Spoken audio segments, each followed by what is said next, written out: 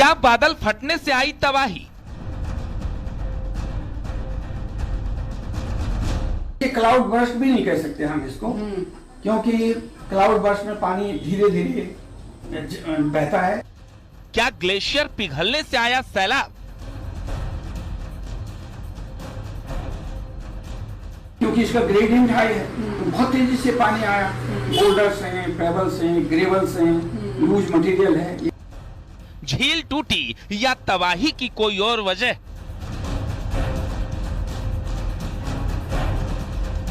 पानी कहां से आया? तो इसका मतलब ऊपर कोई न कोई ताल टूटा है, कोई छोटा मोटा ताल रहा होगा, टूटा, टूट करके बहा।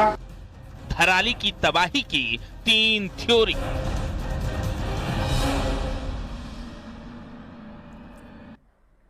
धराली में हुई आपदा के वीडियो ने सबको झकझोर कर रख दिया, जिसमें तेजी से बहता मलबा और पानी गांव को तबाह करता दिख रहा है। शुरुआती रिपोर्ट्स में इस बादल फटने की घटना बताया गया, कहा गया कि बादल फटने की वजह से यह हुआ है, लेकिन मौसम विज्ञान विभाग ने यह दावा किया कि उस समय धराली के आसपास के किसी भी मौसम स्टेशन में बादल फटने की कोई गतिविधि दर्ज नहीं की गई। और इस विरोधाभास ने वैज्ञानिकों को सोचने में मजबूर कर दिया। सवाल ये कि बादल नहीं फटा तो क्या ग्लेशियर ब्लास्ट हुआ या झील फटी? ये रिपोर्ट देखिए।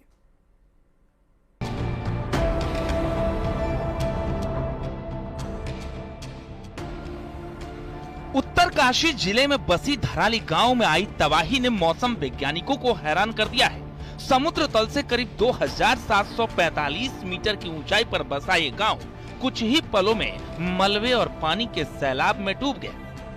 इस आपदा के वीडियो ने सबको झकझोर दिया, जिसमें तेजी से बहता मलबा और पानी गांव को तबाह करता दिख रहा है। शुरुआती रिपोर्ट्स में इसे बादल फटने की घटना बताया गया, लेकिन मौसम विज्ञान विभाग ने दावा किया कि उस समय धराली के आसपास के किसी भी मौसम स्टेशन में बादल फटने की कोई गतिविधि दर्ज नहीं हुई। इस विरोधाभास ने वैज्ञानिकों को सोच में डाल दिया है। सवाल है कि बादल नहीं फटा तो क्या ग्लेशियर बर्स्ट हुआ या फिर झील फटी है?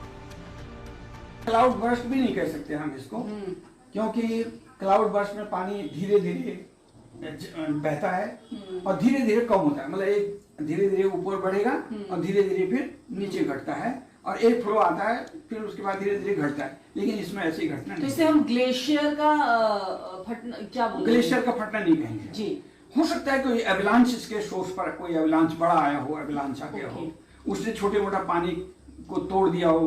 पौन जो ताल हैं छोटे छोटे उनको तोड़ा हो और तोड़ करके मटेरियल को ट्रांसपोर्ट किया हो। और क्योंकि इसका ग्रेडियंट हाई है तो बहुत तेजी से पानी आया। बोल्डर्स हैं, पेबल्स हैं, ग्रेवल्स हैं, लूज मटेरियल है, ये बहुत अधिक मात्रा में पानी उसको बहा करके लाया।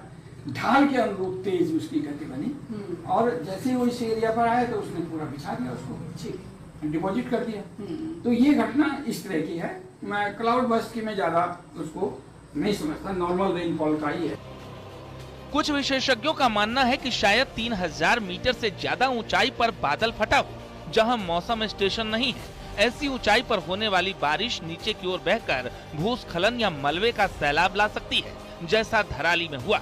लेकिन दून यूनिवर्सिटी के शोध संस्थान में विजिटिंग प्रोफेसर बताते हैं कि धराली में ग्लेशियर के ताल टूटने से ऐसी घटना होने की संभावना है।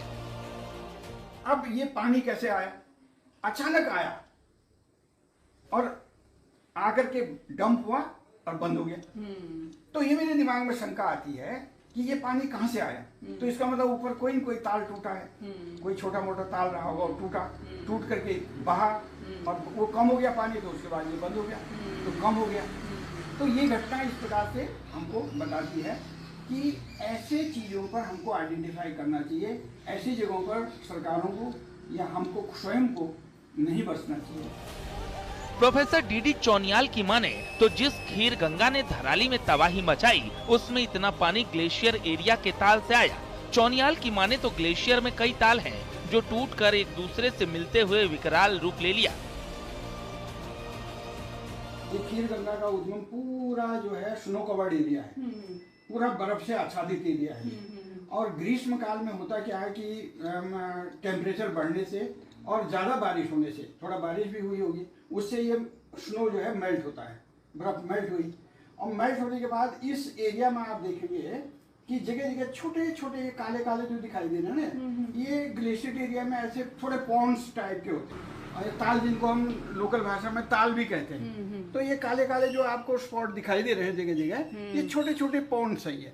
अब क्या हुआ है कि इस सीजन में ज्यादा बारिश होने से और बर्फ के पिघलने से वो पॉन्ड भर गए, और भरने के बाद हो सकता है कि कोई छोटा मोटा हो सकता है कि कोई छोटा मोटा पॉन्ड टूट गया हो, और टूटने के बाद उसने नीचे वाले दूसरे पॉन्ड को भी और पुश कर दिया, तो पानी और ज्यादा बढ़ गया, फिर नीचे की तरफ और बढ़ गया।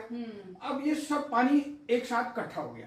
इकट्ठा होने के बाद इस एरिया में होता क्या है कि ये जो मोरेनिक मटेरियल होता है, ग्लेशियर के द्वारा लाया गया अनकंसोलिडेटेड मटेरियल होता है, ऐसा बिखरा हुआ बोल्डर्स, पेबल्स, ग्रेवल्स, सैंड सब होता है उसमें, वो बहा करके लाया। जब पानी आया तो वो मटेरियल लूज मटेरियल बहा करके गया, ये गया नीचे की साइड में।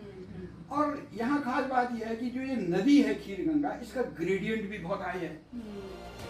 IMD के आंकड़ों के मुताबिक उस दिन धराली के आसपास बादल फटने का कोई रिकॉर्ड नहीं है, लेकिन जानकार अब इस पर रिसर्च की बात कह रहे हैं, जिससे पता चल सके कि इस आपदा के पीछे की असली वजह क्या है। Bureau report, News 18।